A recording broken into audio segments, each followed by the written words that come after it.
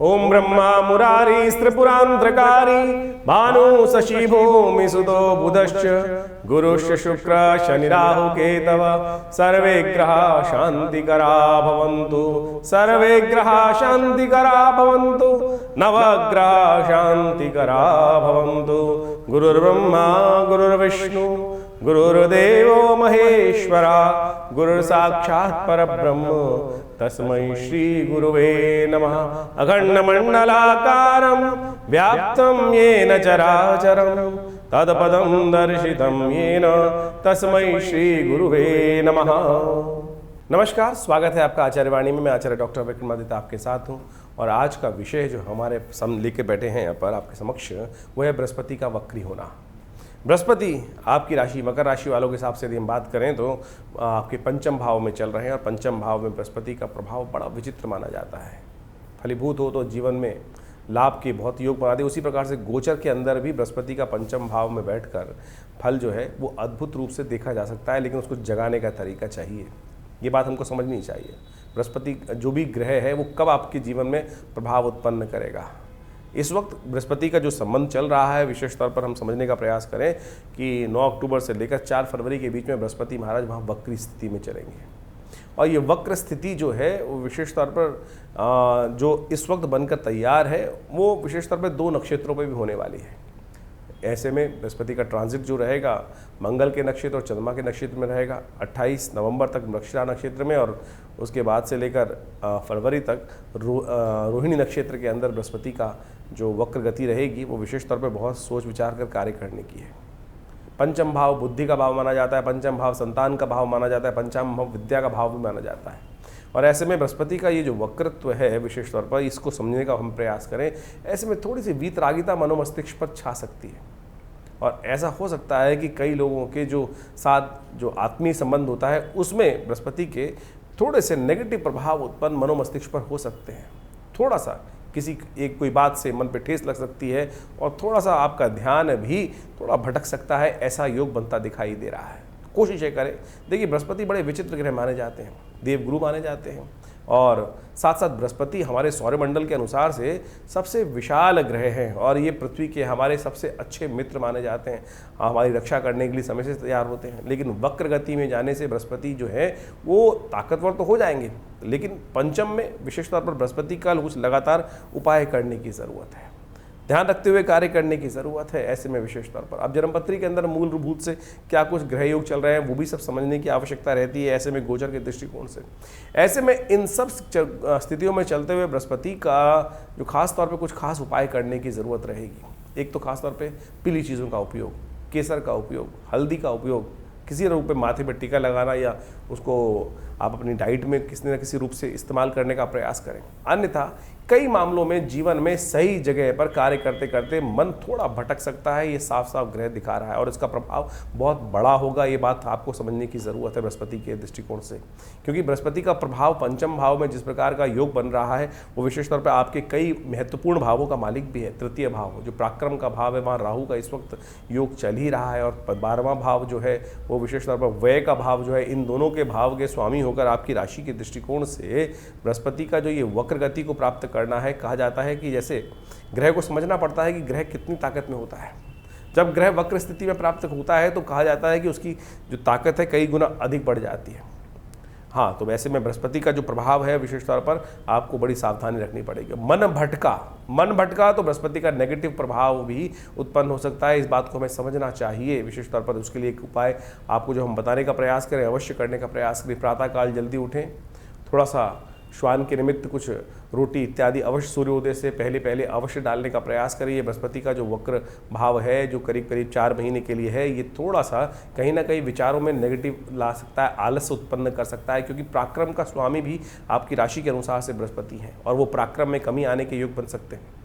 तो ऐसे में विशेष तौर पर इस बात का ध्यान रखते हुए कार्य करेंगे तो अच्छा रहेगा कि कहीं भी आपके विचारों में कहीं आलस्य न उत्पन्न हो। ये बृहस्पति का जो वक्र भाव है, वक्र जो स्थिति है, ये कई मामलों में आपके कार्यों में थोड़ा डिले उत्पन्न करने के योग बना सकता है। इस बात का आपको ध्यान रखना है। बृहस्पति का जो ज्योतिष के दृष्टिकोण से बात को हमें समझना चाहिए कि ज्योतिष का प्रभाव क्या है। ज्योतिष वास्तविक तौर पे कारण भी जानता है और निवारण भी देता है।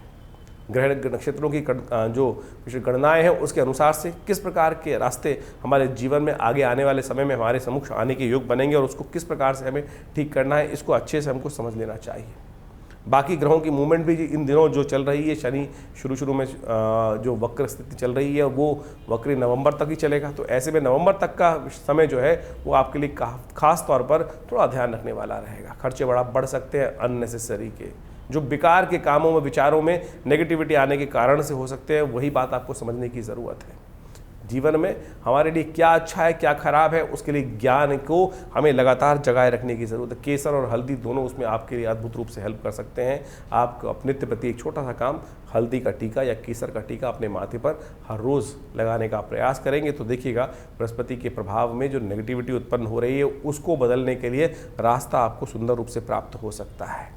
ऐसे में विशेष तौर पर जो गृहस्थ लोग हैं जो उनको भी ध्यान रखने की ज़रूरत है।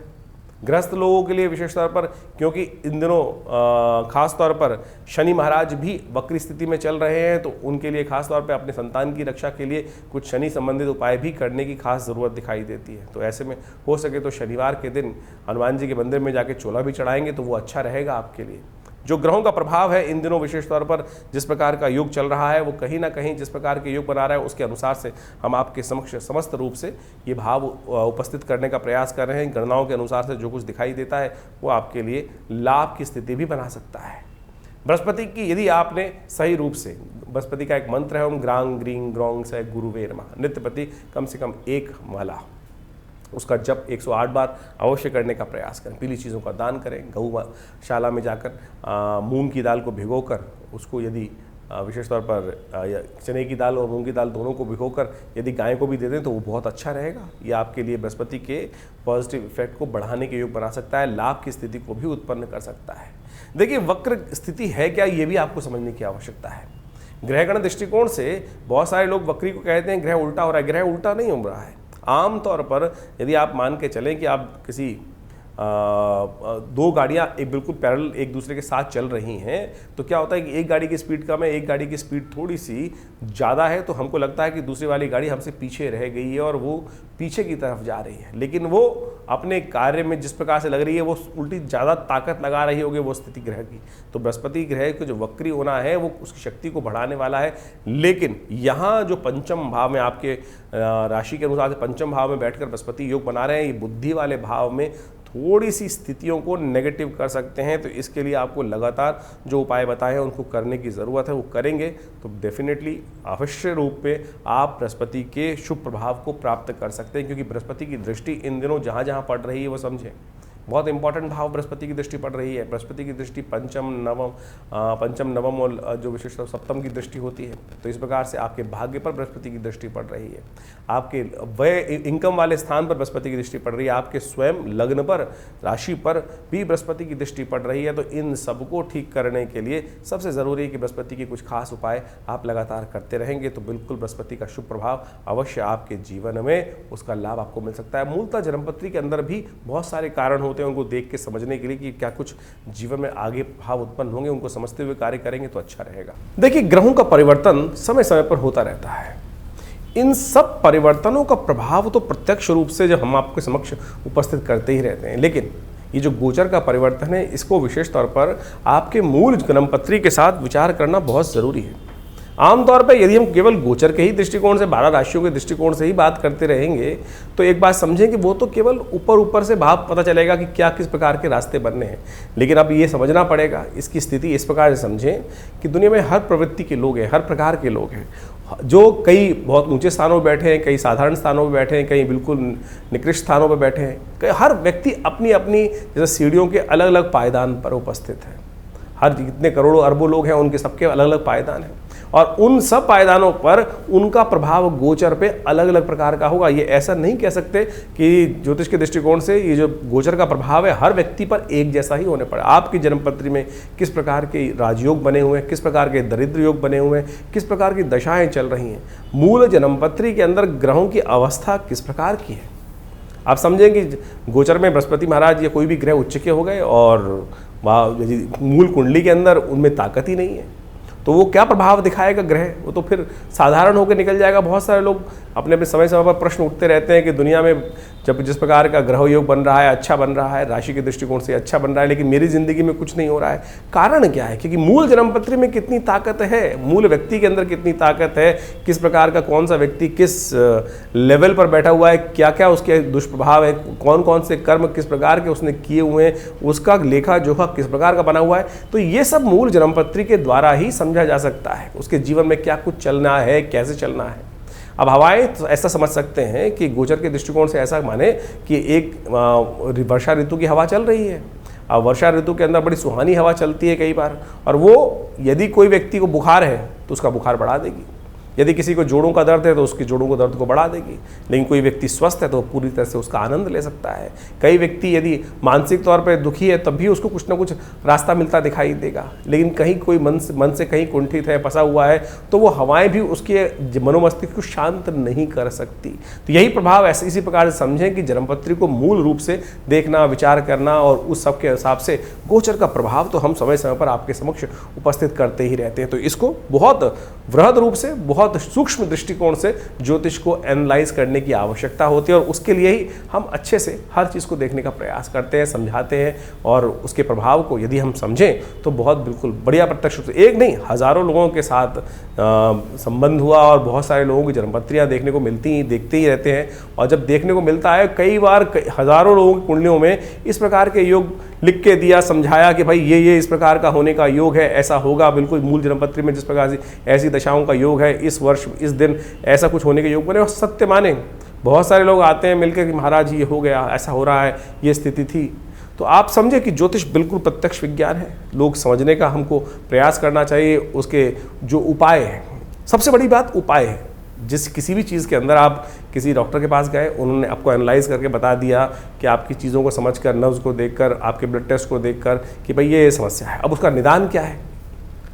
तो अगर निदान कोई कह दे कि भैया इसको कोई निदान ही नहीं है, ये तो ऐसा ही चलेगा, ऐसे ही होना है, तो फिर उस विज्ञान का फायदा क्या है? ज्योतिष यश के अंदर हर चीज़ का निदान है। सकल पदार्थ हैं जगमाही, कर्महीन पुरुष पावत नाही। ये बात सिद्धांत हमको समझना चाहिए कि हर चीज़ का कोई ना कोई जो कष्ट जीवन में आया है, उसका निदान भी किसी ना किसी प्रकार से कहीं ना कहीं उपस्थित है। बस वो हमारी किस्मत में होना चाहिए, सही रूप से होना चाहिए, सही समय पर हम सही जगह पहुंच जाएं, सही रास्ता अपना लें, तो बिल्कुल वारे न्यारे होने के योग बन जाते हैं, किस्मत जाग जाती है, कष्ट दूर हो जाते हैं। और यदि दुर्भाग्य जीवन में है तो बिल्कुल पड़ोस में बैठा हुआ वो उपाय भी जीवन में व्यक्ति भटकता रहता है, और पड़ोस में भी वो रास्ता बिल्कुल सही नहीं प्राप्त हो पाता। अज्ञानता की स्थिति इस प्रकार से हो जाती है। ये सारा समय का खेल है, ये सारा जीवन में भाग्य का खेल है। जो कहा गया ना, भाग्यम फलति सर्वत्र न च विद्या न च पौरुषम, कहीं गलत नहीं है। इसलिए भाग्य को जगाने का प्रयास करें, और भाग्य जगाने का तरीका जो है सबसे श्रेष्ठ है परमात्मा की कृपा, धार्मिकता अपने अंदर उदय रखें, परमात्मा का विश्वास की तरफ अपना विश्वास को दृढ़ रखें। देखिए, एक गरीब को कोई हेल्प करा हुआ, एक श्वान को भी रोटी दी हुई, किसी प्रकार भी कोई भी पुण्य आपने किया है, वो कहीं ना कहीं काम आता है, अनअकाउंटेबल नहीं जाता। बहुत सारे लोग कहते रहते हैं कि भाई जीवन में सब कुछ अच्छा ही किया, सब कुछ मैंने इसको हेल्प करी, इसको हेल्प करी, वो उसके बाद भी अब पता नहीं तुम्हारा घड़ा कब भरने वाला है भाई।